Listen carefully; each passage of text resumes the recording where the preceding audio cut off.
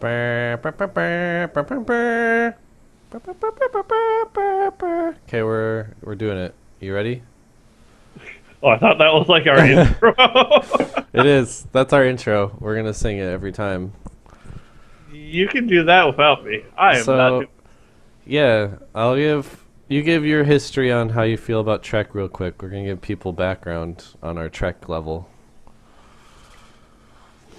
What's your Trek level out of 10? 1 to 10. 10 being the biggest Trekkie.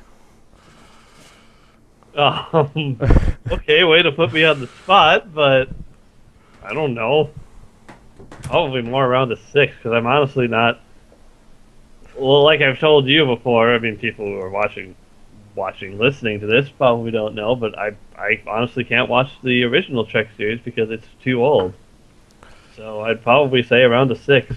Okay, But and you've watched through the whole TNG before, right? I've watched through all of TNG and Voyager, and most of Enterprise, I guess. But Okay. I've never seen Deep Space Nine. All right. So yeah, I'm like a 10,000 out of 10. Thanks to being raised on it, but Be humble. but I haven't seen the early TNG in ages, and so we were talking about watching through the whole thing. So here we are. What were your impressions of Encounter at Farpoint? Because I haven't seen this episode since I was a kid. Yeah, that's basically where I'm coming from too. Like, I remembered bits and pieces of it. I did not remember it being quite as slow as it was, but I suppose as a pilot, it kind of had to introduce all the characters and their different quirks and whatnot. I mean, I guess at that it did a fairly good job. I mean, it's not the most interesting episode out there, but it has to do a lot of setup. I do think the pacing is really strange for how, I guess it originally aired as a two-parter. I don't know if it aired on one night or if it aired over 2 nights. I'd have to look it up. But like, I have a few notes in my notepad that I'm going to go through here, and then you can, or unless you want to go first. Go right ahead. So the first thing I really noticed is so in this episode, a quick overview for people who haven't seen it in forever and don't remember. They go to the space station because they're investigating weirdness or something. It's kind of vague, if I remember right in the beginning. And then they get up to the wall and they meet Q. And the thing I noticed about the space wall was that it never showed up again, did it? Not as far as I remember. I think this is the only episode where the electrified space wall pops up. Well, just in the episode, there's a giant space wall, and then they run away from it, and then they're fine. And it's chasing them, I guess. No. But I think Q is awesome, so I'm glad that he was in. I kind of forgot that he was in the pilot. It's been so long since I've seen the first season. Yeah, I think when I originally saw the show, I think what's actually the second episode on Netflix is actually the first episode that they would show. Mm-hmm. It's weird because I remember actually a little bit of history. I used to kind of binge watch Next Generation when I first got satellite television, when I was in late high school, early college, because Sci-Fi would air a bunch of episodes back to back, and so I would end up binge watching it afternoons after I got home from college. Yeah. There was some interesting character stuff too. I love the scene with Data in the holodeck talking about how it made him almost feel human, and I was like, "Oh, Data." And then Wesley falls in the rock or falls off. The really, really awkward scene. Yes. Oh man, we're bad at this. This is the first time we've done it. Should we give a plot summary of what happens before we talk more about it? Because it's basically. They go to this planet where people have mysteriously constructed this starbase after meeting Q, who says he's going to test them to see if humanity is a savage race. So they get there, and basically a whole lot of nothing happens, and then they find out that there's a creature underneath the base and that its mate is trying to rescue it, and then they rescue it, and everything's great again, and Q's like, "You win this one, but I'll be back." That's basically a pretty good summary of the actual plot of the episode, because there's a lot of extraneous the saucer separation scenes in this episode take forever. Do you remember that?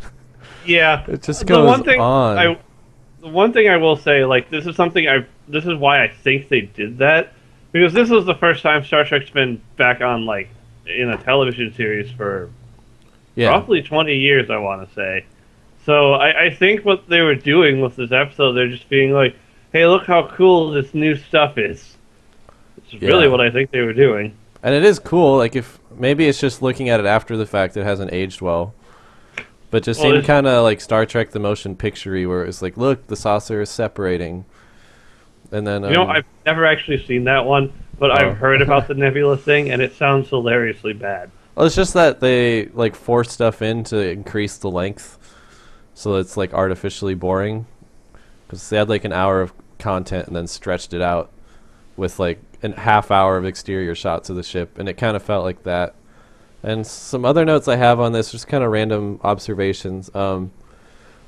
I thought the World War III soldier costumes that Q puts on are really weird looking. Yeah. And really funny. Because there's a scene where, the first intro scene with Q, he goes through like different eras of being a soldier, and then he gets to like post World War III drug soldier, and it's this really weird costume. Yeah, it reminds me of something, but I can't remember exactly what it is. Mm-hmm. It's just like super bulky and bizarre, and it doesn't seem like it would be conducive to any kind of combat at all. And another observation I had is there's a lot of really weird, cheesy music cues in this episode, where like people step into the room and then it goes like, like for instance when Riker and Troy encounter each other for the first time in the episode. That's one of my notes too. When they meet, there's that weird telepathic thing where she's like, "I remember Imzadi," or whatever she calls him. Yeah, whatever the hell it is. And it gets all trippy. That was so strange. Did they ever really go into that? Because honestly, it's been so long since I've actually watched the show. We're gonna find out because we're gonna watch the whole show. I guess so. And I do remember now, it wasn't Sci-Fi that was airing the reruns of it. It was Spike TV, just for people who might get like angry at me for that. Mm-hmm. But yeah, I do remember that just being weirded out by it. Like, oh, okay, this was kind of weird. Yeah. And, sorry, what? But like you said, there's like an hour's worth of actual like plot content. Then the rest of it's just like character building stuff. Like how Picard tests Riker with manually rejoin the Enterprise just for the lols, please. Yep. That was really strange.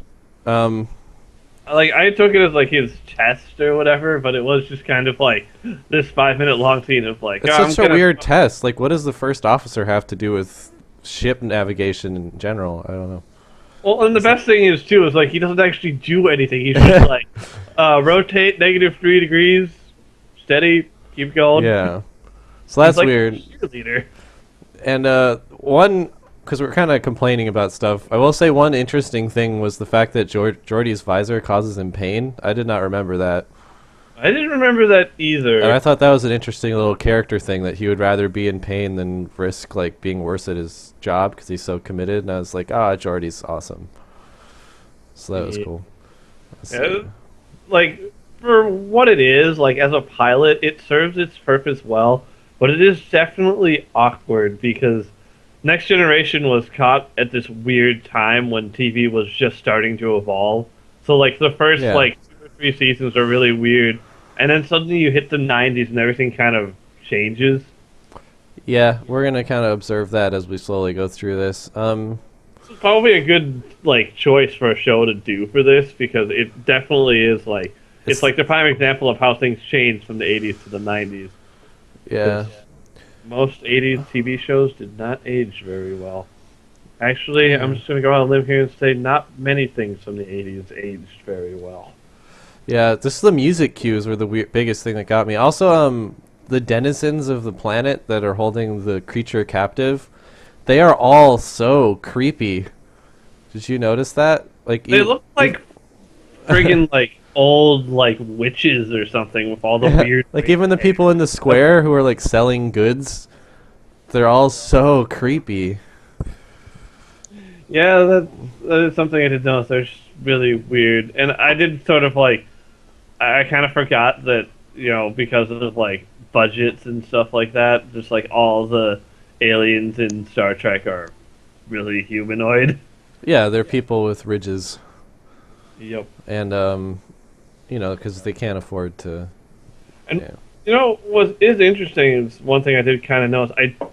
Is that this is actually like the first time that they've really shown like an actual like Klingon serving on a Starfleet vessel, I guess. Because I think one of the original series movies actually goes into it, if I remember correctly. But this is really like the first time where it's like, oh, hey. Yeah, the final original series movie, Undiscovered Country, involves like the peace treaty between the Klingons and the humans, and so that movie comes out way after the show began, but it explains like why Klingons and humans get along somewhat.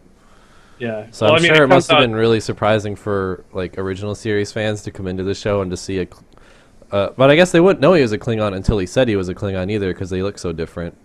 But once they found that out, they would have been like, "What? They're enemies."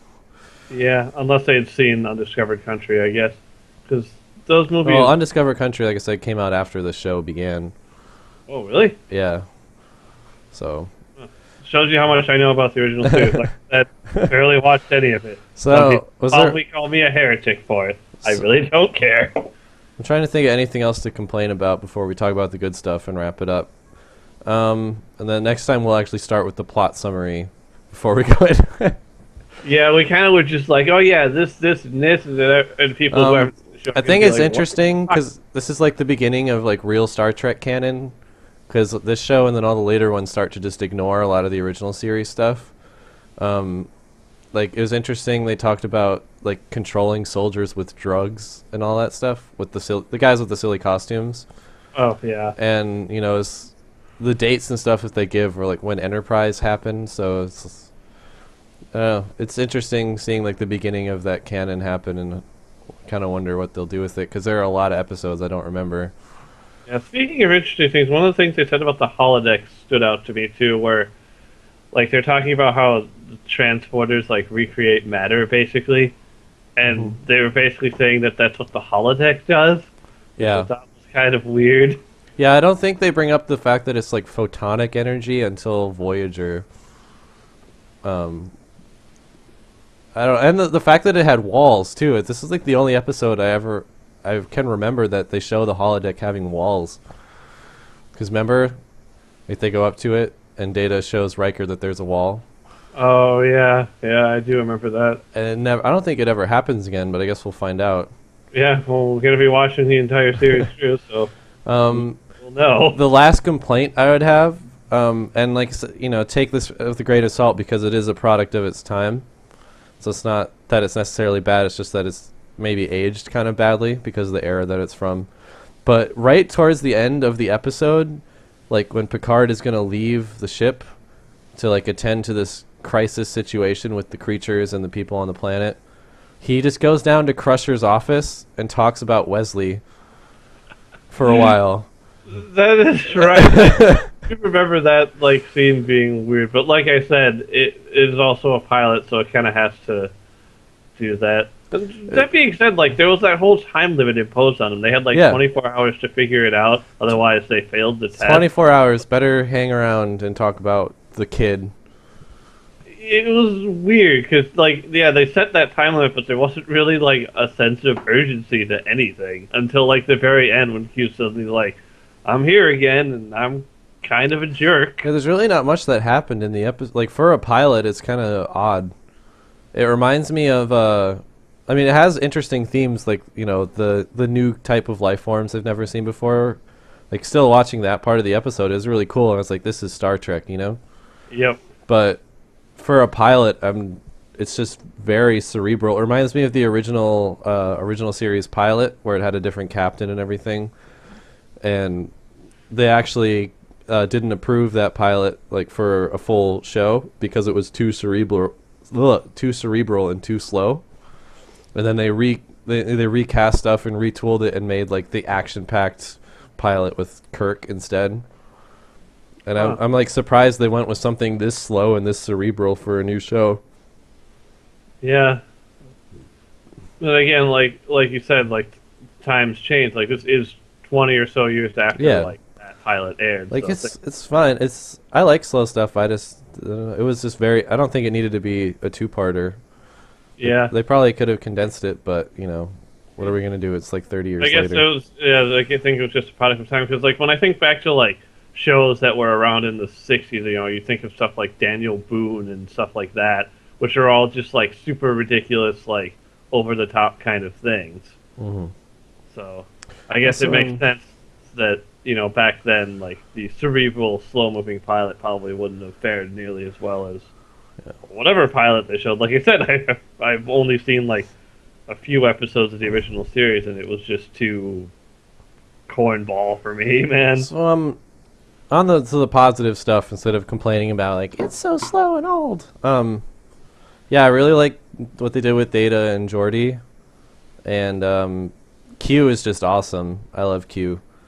Yeah, like a lot of the characters do seem a little awkward in the first episode, but he was just sort of like loving his character, I think. Yeah, Picard seems really distant too. I don't remember because it's such like a family on most of the show. It seems like in this episode, I don't know if they weren't sure what to do with Picard or if they had decided he was going to be distant and treat everyone distantly. Well, and then they change their mind, or like they evolve into like a family. But yeah, Picard's like very distant and cold in this episode, which is very different from watching a couple seasons later.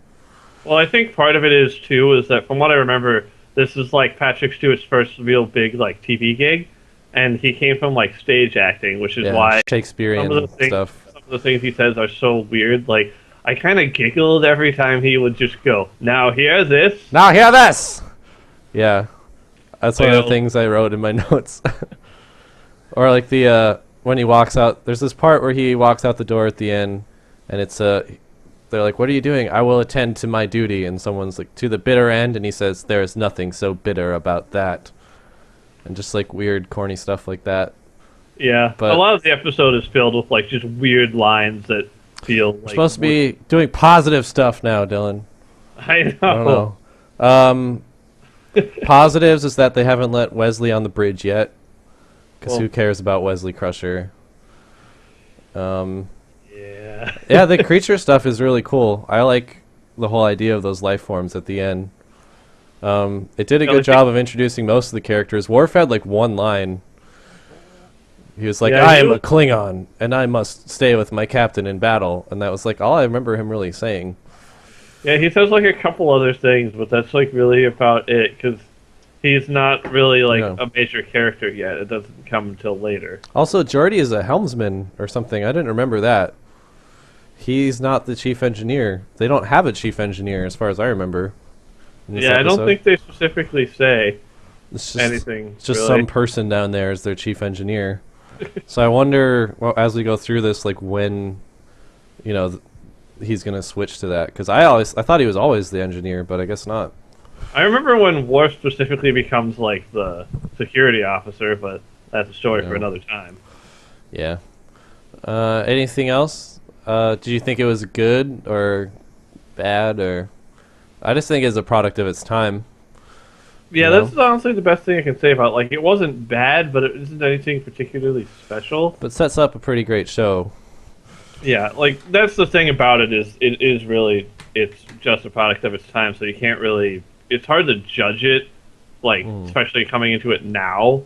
Like, I mean, you and I have both seen pretty much the entire series through. At least I think I have. Yeah, I've seen all of TNG and all of DS9 and Voyager and Enterprise. It's bad. And the original series, I would say, right? Yeah, I look at. Yeah, I don't watch that show really though. I mean, I went through it once just for the sake of it, but it's anyway. Yeah, can't think of anything else to really say. We kind of went over our complaints and the stuff that we liked. Yeah, honestly, like Rick said, it's really just like a product of its time. So it's trying to do, it's trying to set up. This is Star Trek coming back after, a couple of decades of being off the air and so on and so forth. So it's setting up all this like, here's the new stuff, here's the new characters, and also there's like this like actual plot mishmash in between. Like it's definitely it's a character introduction. Yeah, if it had aired like nowadays, it people would have probably hated it because it's so archaic, I Yeah, guess. and I wonder, it'll be interesting too going through this, because Gene Roddenberry was still in charge when this show came out, you know? And so a lot of this show was still his vision, and he died partway through this show, if I remember right, or at least got very sick, and then he died right around when DS9 was beginning production. It's be interesting too to see like how it changes as it goes between like showrunners and creators. Yeah, producers. that's always an interesting thing to see when something shifts. Yeah, it is a good introduction. Anyone like who happens to watch this, we're probably going to post it around a little bit. We're going to be doing this like twice a week, just steadily going through the show. You could always watch it and then watch it with us and watch our commentary. Watch. We'll probably be really bad at actually giving people proper context for these things. Oh no, I'll read the plot summaries and stuff next time. This was a good test run, just like this pilot was a test run. So, yeah. All right. Anything else? No, I can't really think of anything. I think we got through like everything we wanted to get through. Okay. Yeah, Encounter at Farpoint. And then the next episode that we will be covering is The Naked Time, or The Naked Now? Naked Now, yeah. Okay. Easy mistake, because The Naked Time is from another show. So, yeah. Bye-bye. Bye.